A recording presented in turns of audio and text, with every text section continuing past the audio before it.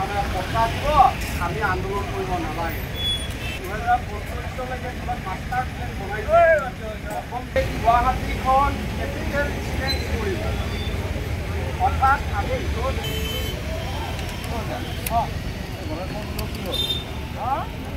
পাহাৰ হ'ব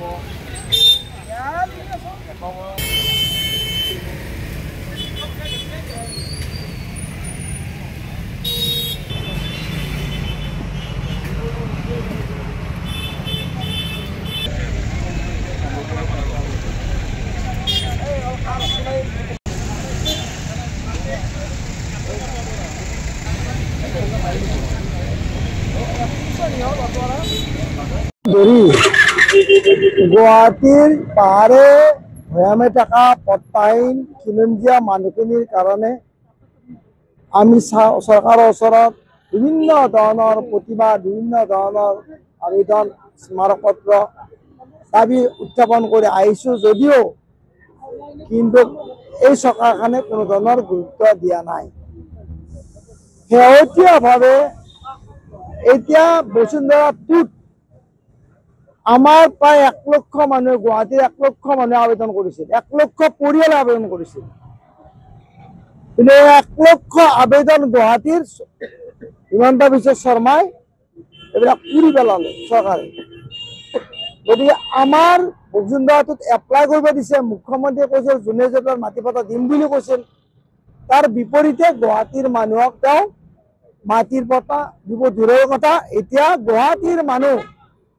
পাহাৰৰ মানুহ উচ্ছেদ হ'ব গুৱাহাটীৰ চৰকাৰী মাটিত যিবিলাক মানুহ আছে পট্টা নোহোৱা এইবিলাক মানুহ এই মাটিবিলাক এতিয়া বৃহৎ পুঁজিপতি গতাই দিবৰ কাৰণে চৰকাৰে এখন মাষ্টাৰ প্লেন বনাইছে ইতিমধ্যে 2045 গতিকে মাষ্টাৰ 965 পেজৰ যিখন মাষ্টাৰ প্লেন সেই মাষ্টাৰ প্লেন পঢ়িলে মানুহ গম পাব যে গুৱাহাটীৰ সাধাৰণ মানুহ গুৱাহাটীৰ পৰা উচ্ছেদিত হ'ব এতিয়া শেহতীয়াভাৱে চৰকাৰে কিছুমান ভেকম ভাওনা কৰি আছে যিবিলাক একচনীয়া মাটিত আছে একচনীয়া মাটিবিলাকৰ কামবিলাক কৰা নাই ৰাৱতী মানুহৰ কামবিলাক কৰা নাই আৰু চৰকাৰী খাস চৰকাৰী মাটিত থকা মানুহবিলাকৰ কামবিলাক বন্ধ ৰাখিছে গতিকে চৰকাৰে মাটি পট্টা দিয়া ইচ্ছা নাই সেইকাৰণে আমি খিলঞ্জীয়া মানুহখিনিয়ে আজি মহাত্মা গান্ধী আদৰ্শৰে শান্তিপূৰ্ণভাৱে ইয়াৰ সত্যাগ্ৰহ আমি বহিছোঁ চৰকাৰে বিবেচনা কৰক আৰু গুৱাহাটীৰ মানুহখিনিক মাটি পট্টাটো দিয়াৰ কাৰণে ব্যৱস্থা গ্ৰহণ কৰক আপোনালোকে কিমান দিনৰ কৰি সত্যাগ্ৰহ আমি অনিৰ্দিষ্টকাললৈ আৰম্ভ কাৰ্যসূচী লৈছোঁ অনিৰ্দিষ্টকাললৈ আমাৰ কোনো তাৰিখ ডেট নাই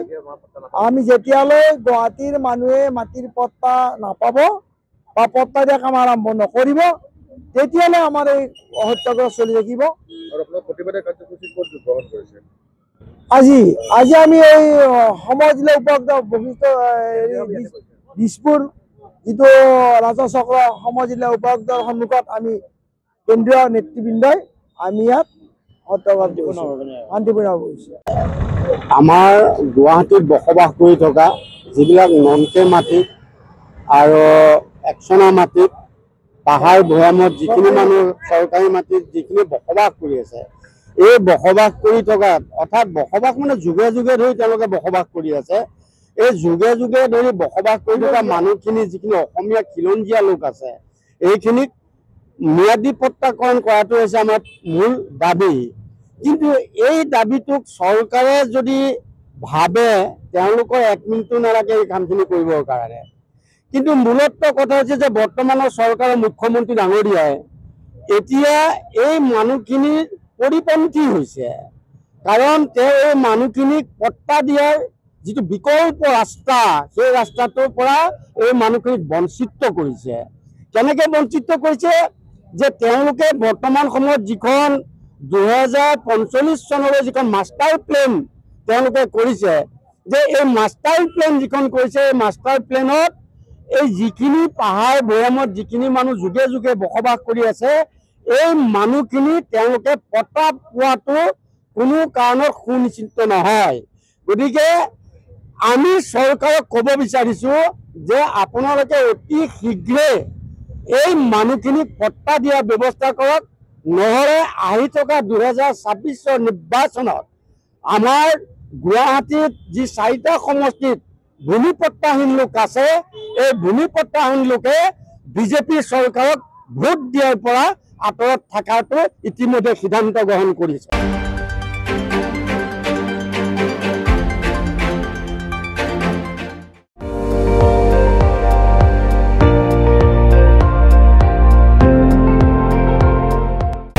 আপুনি চাই আছে ND24 সৰ্বশ্ৰেষ্ঠ নহয় সৰ্বোত্তমৰ দৌৰ।